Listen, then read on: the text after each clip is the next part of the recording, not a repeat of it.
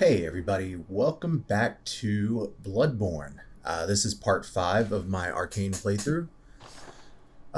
Before we get started, I wanted to give a shout out to one of my subscribers, Mixon, who left a comment on my last video giving me some chalice dungeons to check out that are false depth, where you can get some cursed blood gems without having to make an FRC chalice. If you watch this video, I really apologize, but when I was trying to pin your comment, I accidentally hit the remove button. So if you would like to comment those again, I was able to get a screenshot of the ones that you mentioned, but if you'd like to comment those again, I will pin them like I initially wanted to, because I really appreciate you giving me those. That's going to help me out in this playthrough and probably with a future video that I'm going to do. So I'm really sorry about that. Still getting used to the layout of everything on YouTube, and for some reason those buttons are right next to each other. So I just want to make sure that you get credit for it. Not only when I credit you in the actual video I'm going to make, but I want to make sure that you get credit for the comment that you made as well. So now that we are in the third layer of the dungeon here, we kind of stepped forward and went down into this little area right here. It's a really wide open space. A lot of enemies around here, a few wandering madnesses that you can find, and lots of these guys coming at you. I said in the last video that I think the bell-ringing women are one of the worst enemies in this game, and I stand by it simply because of the fact that she can conjure up about 4 of these red enemies that come at you, and they're not extremely powerful, but you can get overwhelmed by them, especially if they attack you while you're trying to fight other enemies. And I think she can also make other enemies stronger. I know that she does that later in the game, once you reach Yahar Ghul. So I just kind of find her annoying. All in all, they're not that hard to defeat, but I do find them to be one of the most annoying enemies in the game.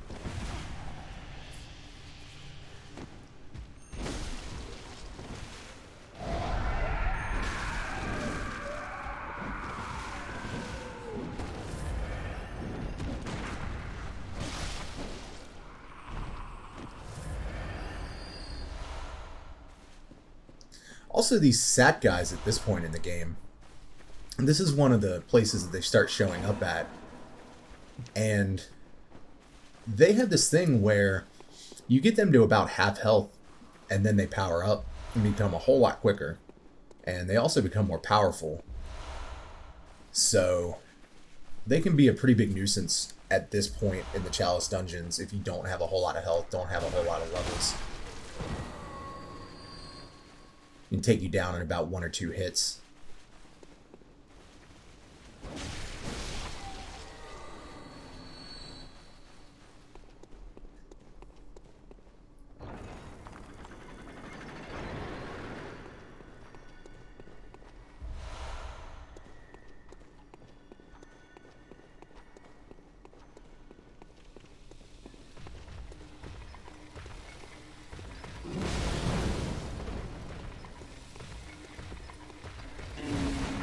I wanted to point out something with this guy. Look at the parry window on him. I mean, he does his attack, and you have so many frames that you can get your parry in on him. And I don't know much about parry windows, how many frames it takes for parry windows on any enemy necessarily, but I feel like he's one of the easiest to parry in the game. As long as you can avoid that attack, and as long as he still has his weapon out like that, you can hit him with a parry fairly easily. And that's one of the only enemies that I can actually think of that you can do that with. If there's any more, please let me know. because I definitely am trying to learn more about parry windows and all that kind of stuff with these enemies. Now, we are going to go fight the third Chalice Dungeon boss here. And I will warn you before we get there, it's not very pretty. But before we do get there, we're just going to come in and we're going to explore the rest of this dungeon. Open this chest. I believe we get some more Chalice Dungeon materials. Yep, tomb mold. That is one of the things that you need to make chalices with. And this whole big area has an entire kind of like second floor to it that just goes around the arena. And if I recall, there's not really anything up there, so I don't go and explore it. And I think at this point I just go and I fight these guys. Now these guys do not take a lot of damage. They're pretty tough. The only time that this enemy actually appears in the main game, aside from the Chalice Dungeons, is when you get to Bergenworth. And that should be coming up within a few episodes, I believe. But what they'll do is they'll give you something called Arcane Haze. And that's something that you use later on. I believe to get into some Chalice Dungeons, and I think there's other stuff that you can do with it. I believe it's mostly used for Sinister Chalices, which will open up the ability for calling other hunters into the Chalice Dungeons to fight you, so that you can get a little bit of PvP action in here. I've never done it myself, because I've never been a huge PvP person in Bloodborne. At least not as much as I was in Dark Souls 2 and Dark Souls 3, when those were really, really active when they first came out. I think Dark Souls 3 is still pretty active last time I played the game. I got into some really good PvP stuff, and I know a lot of that stuff still goes on. But right here, we're going to go up to the side area of this third layer here.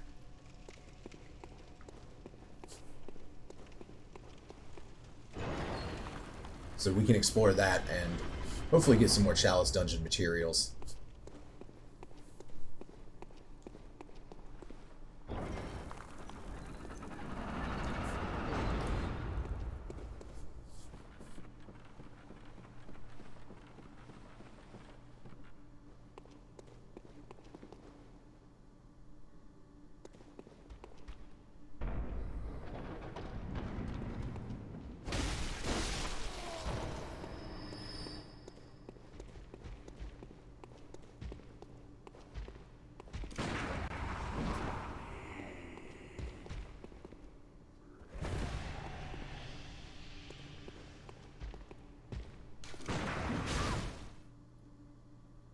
So right there, one of the unfortunate side effects of playing Bloodborne online is that if you get disconnected from the internet somehow, it'll disconnect you from the server and kick you out of the game. And that's fine, because this dude just basically kicked my ass, and I was able to get back up and kick his ass. So, it ended up working out in my favor, but I really wish that they would have patched in some way for that not to happen. Especially when you're in the Chalice Dungeons. Or especially if you are, you know, fighting a boss. Which has happened to me before. So that can be really annoying.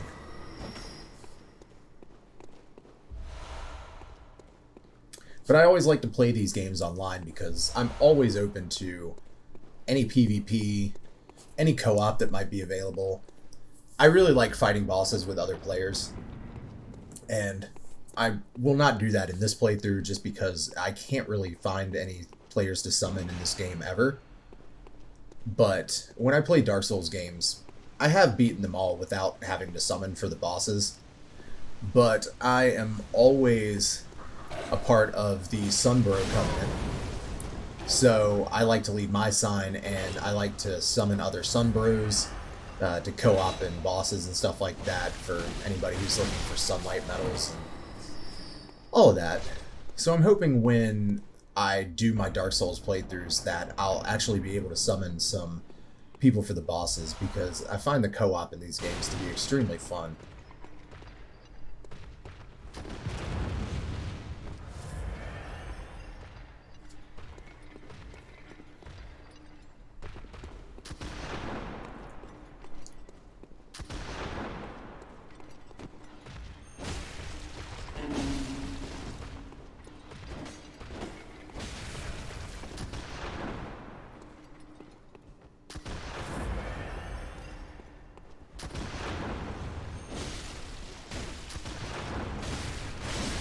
And I kept trying to circle around to the back of that guy to try to get a visceral on him and to try to hit him from the back, but he just was not having it this time.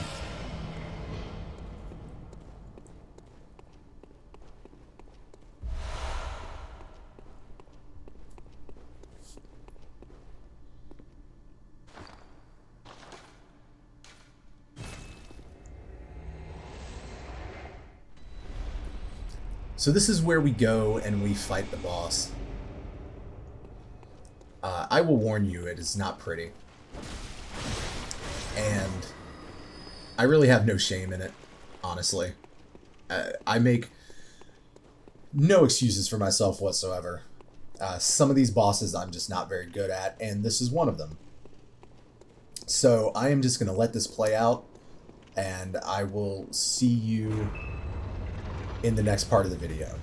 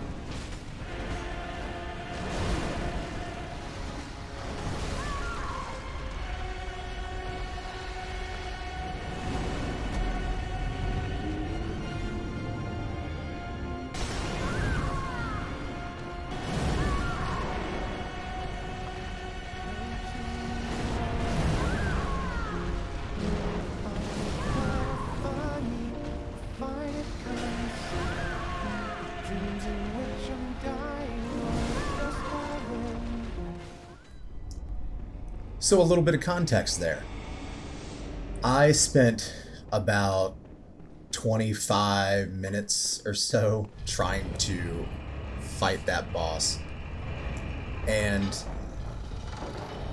I just decided, you know what, I'm going to stop for a little while and not frustrate myself any more than I needed to, and just go ahead and go to the next part of the game. So we will be back to fight that boss eventually, as soon as I get a few more levels, stuff like that, but I always find that guy really difficult to defeat. I'm not very good with charging bosses like that. It happens in Dark Souls 3 sometimes too, where I'll be trying to fight Vort and I will just get caught in one of his charging attacks and die from him. And he's one of the easiest bosses in all of Souls in general, so yeah, we'll be back to fight that guy again. I hate giving up on a boss, but I wanted to make this playthrough as seamless as possible. And I didn't want to just cut that out completely and do it in a different part of the video because it wouldn't have matched up anyways, and I don't want to be disingenuous like that. So just decided to stop and go back to Odin Chapel and move on with the next part of the game. So after you defeat the Bloodstarved Beast, the next part of Odin Chapel opens up. If you come from the lamp and you look to the right, there's a door that is now open, and that will take you to the Healing Church Workshop. If you jump off midway through that elevator ride, you can go up to the top there, and what you can get is a Carol rune. I forget what that particular one does, but we'll look at them when I get the Carol runes. I believe I may even use that one. But if you come up here and you jump down that shaft a little bit, you get to a place that looks exactly like the Hunter's Dream. And this is the real world equivalent of that. This is where the Hunters were actually based. This is where Gehrman was actually based. And you can get a lot of things here. You can get that doll outfit, which you can sell to the Bath Messengers and get a lot of blood echoes from it. You can come up here, you get your first 1/3 umbilical cord, or what should be your first 1/3 umbilical cord, since that's the first area that you can get to. You can get that hair ornament, and you see that Gehrman has the doll down here as well. So that's really all that's down here, but I really like that this was included in the game, and it's actually pretty hidden. You can only get to it by falling down to it through this shaft, and you can actually completely miss it if you don't take the correct path, which is what I did the first time that I played through this game. I never even found that area. I tried to jump down here without making any noise, but unfortunately this beast-possessed soul here heard me. If you don't get heard when you come down here, you can actually sneak up behind him and get a visceral on him that way. But defeating him gets the Beast Carol rune. And that's a pretty useful item.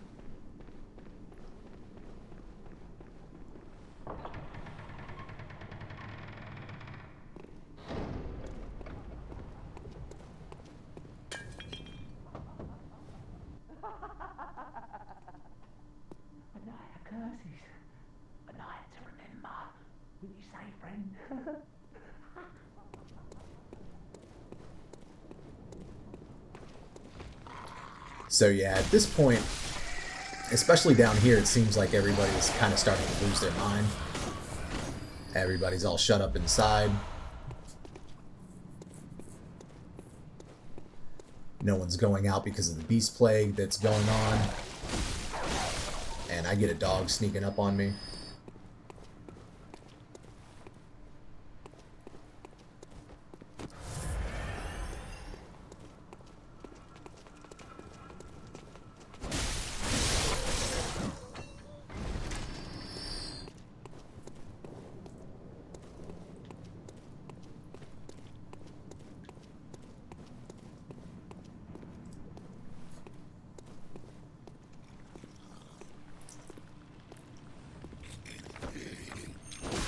And this is a brain sucker.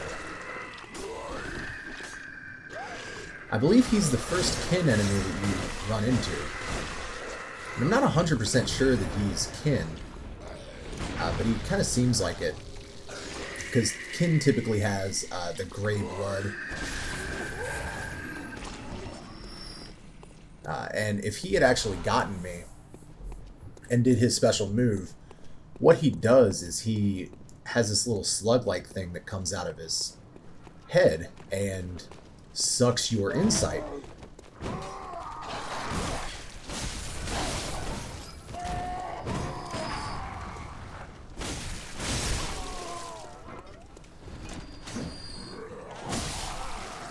So every time that he actually gets that hit off on you and he sucks your brain, you lose 1 insight. And he can actually stun lock you to a point where he can hit you, do the brain suck, and then before you can cover, he can hit you again and do another brain suck on you. So you can actually lose a lot of insight fighting those guys if you're not too careful. And in just a moment, you'll see exactly why these sack guys have started appearing here.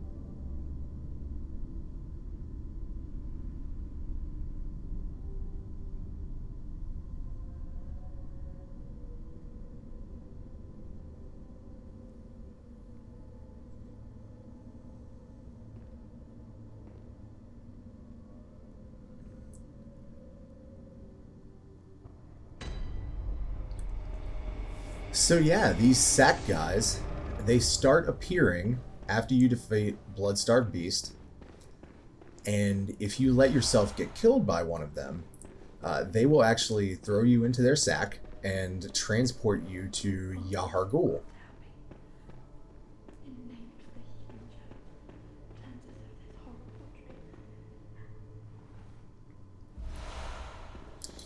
And you'll hear somebody else that they've abducted praying down here.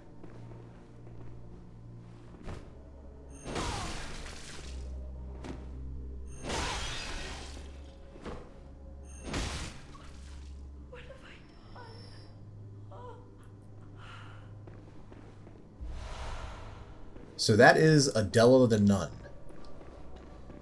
And she is another person that you can either send to Yosef's clinic, or you can send her to Odin Chapel. So she's another NPC that you can save.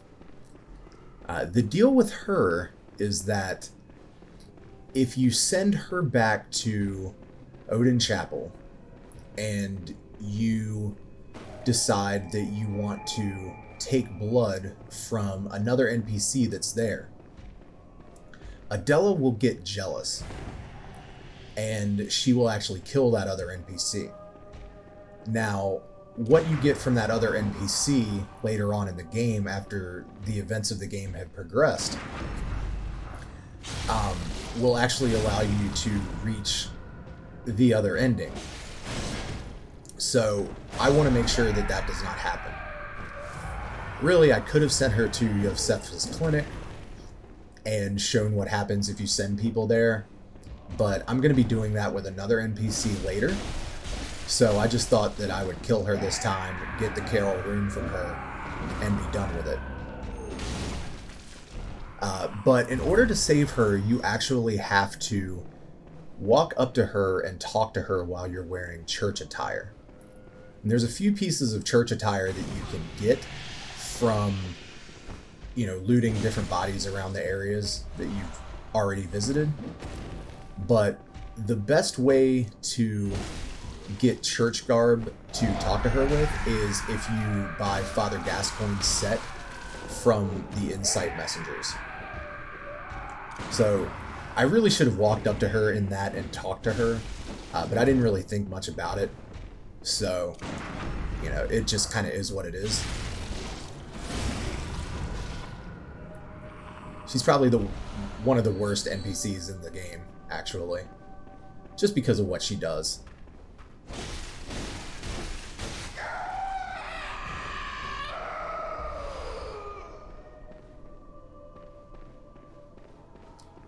Now, I also did not find this place in my first playthrough, because in my first playthrough I did not allow one of those bad guys to kill me.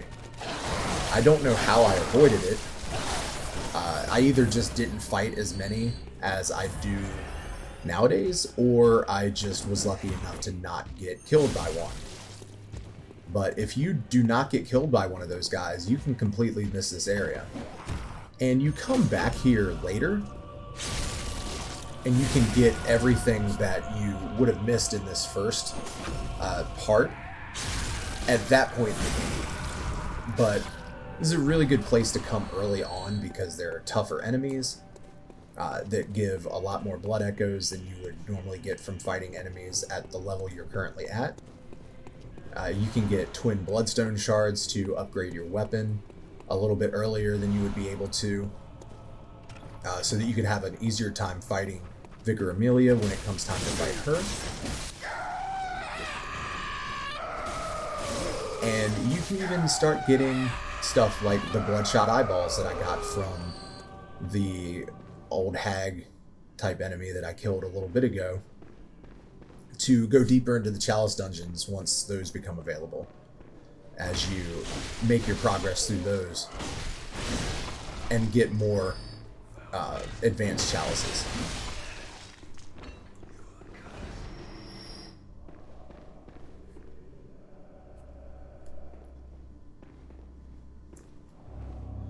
And the story of this area, which will be shown and become apparent later, is that this town is trying to summon a great one. And the way that it's kind of implied that they're doing this is they're sending these bad guys out. And I'm actually going to start trying to use their actual name, which is Snatcher. These guys are called Snatchers. So they send these Snatchers out to kidnap people and bring them here. They place them in this jail so that they can use them to summon this Great One. I'm not sure exactly how that works. I'm sure it's talked about in an item description or something like that, but that's the gist of what they're basically trying to do. And we'll see the fruits of all that labor once we return to this place later in the game. Right here, I'm also trying to show that these guys are actually pretty easy to defeat. Even though I did have some trouble with them earlier. If you can get behind them, especially when they're doing that power-up move, and you can land a powered-up R2, you can do a visceral attack on them, knock them down, do another charged R2 from behind, and you will be able to hit another visceral on them before they even get up. And right there, you notice there is a little hole in the wall. That is an area that you can get to where you can fight another boss. But I'm going to come back here later and fight that boss. After failing to defeat Watchdog, I really wasn't feeling very confident. I did not want to spend another 25-30 minutes trying to defeat the boss of this area and not be able to, and have to cut that out, or, you know, make some other kind of goofy, cringy edit or whatever. So I just kind of left that alone, and we'll be back here to fight him at a later time.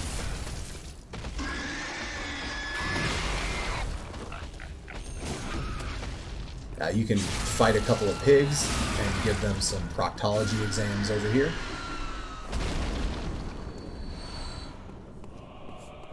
And they give a pretty decent amount of blood echoes. Like I said, this is a really good place to come and farm for blood echoes. If you can get here, you know, right after Bloodstarved Beast, and you feel confident enough in your ability to take care of these enemies, you can definitely get some good blood echoes. And also, this is where you can get one of my favorite armors in the game. I really love the look of this armor, and it's what I was wearing in my Chalice Dungeon series, and it's what I wear pretty much whenever I play this game in general. I'll change armors occasionally, but I just really like the look of this. I like the hood. the kind of cape looking thing that it has going on. It's just really cool looking.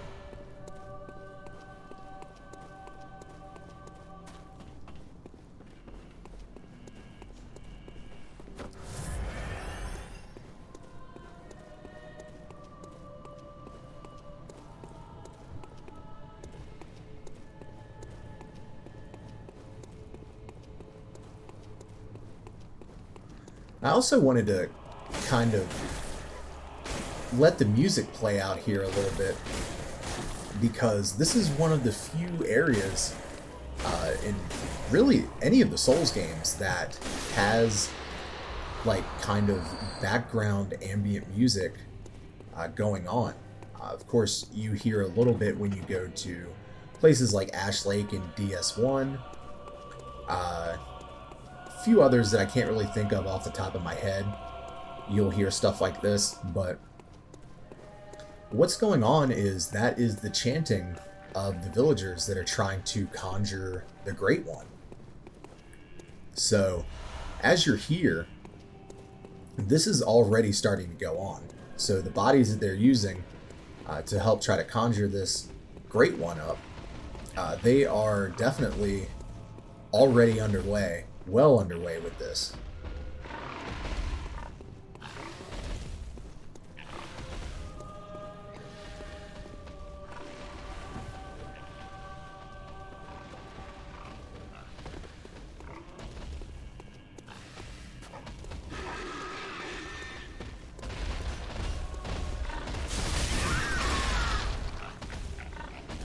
And again, I'm really bad at fighting charging enemies.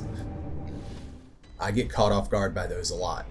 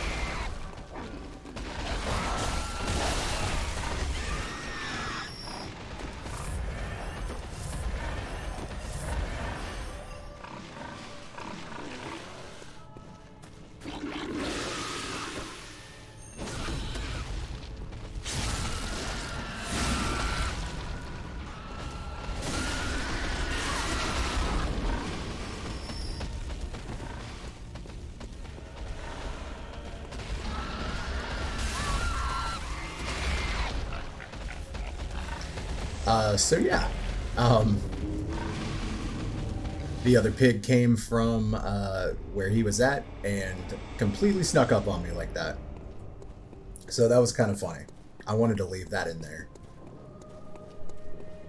This part of this area is actually pretty difficult. There's a whole lot of dogs that are kind of chilling around here. Dogs in Bloodborne are not the hardest in the series to fight. I think those go to Dark Souls 3 because of the fact that they can just teleport right to your location. But they're not that easy to fight in this game either, so when I'm surrounded by a lot of dogs, I tend to have a few issues trying to defeat them. And I try to take one out with a plunging attack there, and it doesn't really work, and these guys all gang up on me.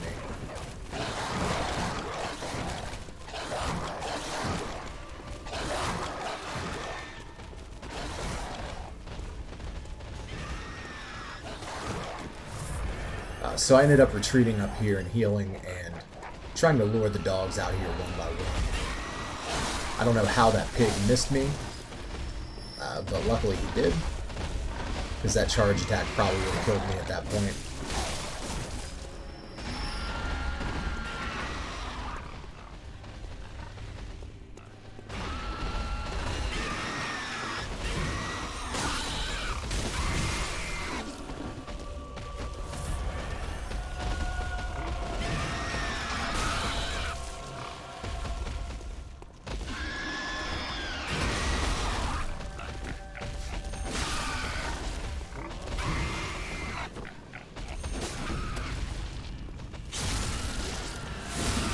give this guy another proctology exam.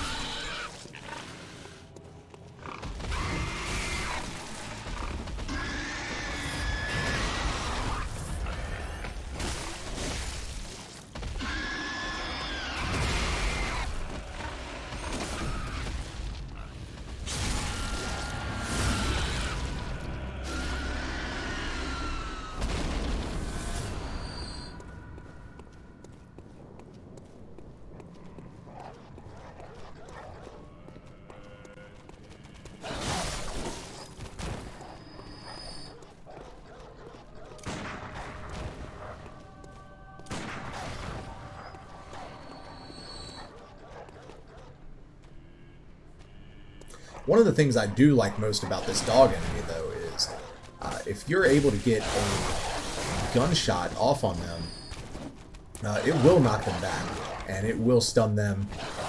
So any attack that they are doing to you, if you can hit them with a gunshot or any ranged weapon, really, it will stop that attack.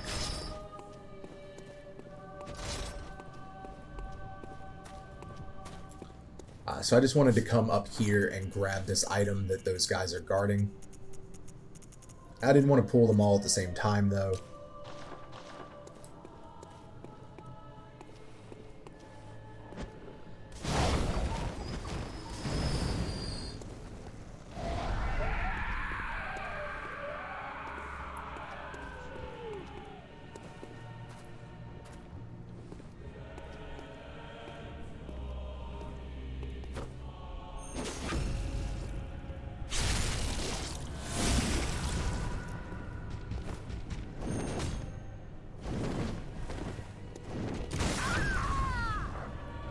Unfortunately, I was not able to get that second visceral attack off, and even though I parried him, he still hit me. So I kind of died there. Had to go back and try this all again. Unfortunately, without any Molotov cocktails, so I had to kind of do this old school way. Just pull them one at a time.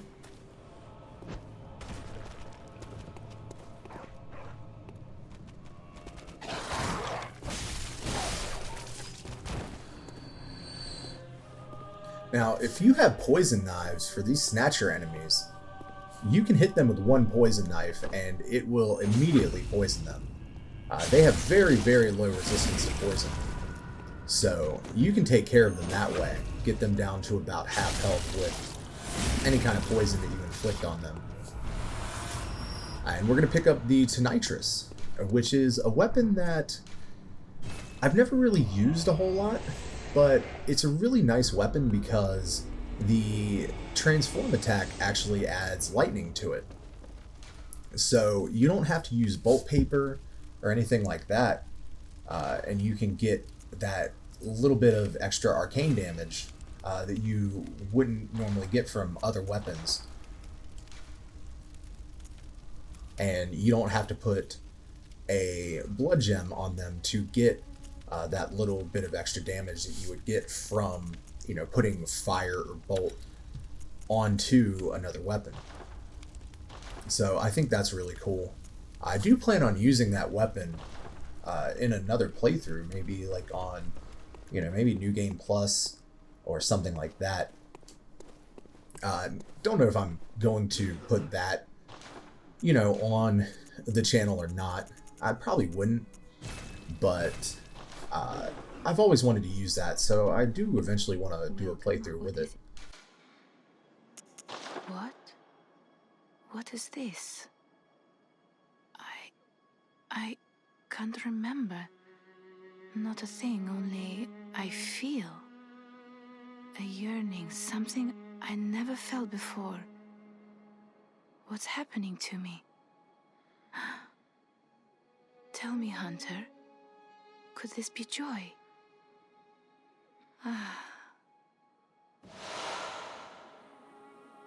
Well, So right there, we just gave the small hair ornament to the doll. And what she gives you is a tear stone, which is something that you can use and turn into a blood gem.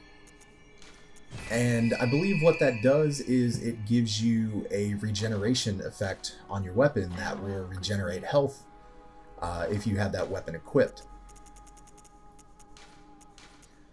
So we're just going to do some more leveling up, and I'm going to call this the end of the video here. Once again, thank you, Mixon, for recommending those Chalice dungeons, and if you would like to put those Chalice dungeons back in the comments, I will make sure that your comment gets pinned and not removed this time. I really do apologize for that. That was a complete mistake on my part. And I want to make sure that you get credit for them. So, thank you very much, everybody. Hope you enjoyed the video, and I'll see you in the next one. Everybody have a great day.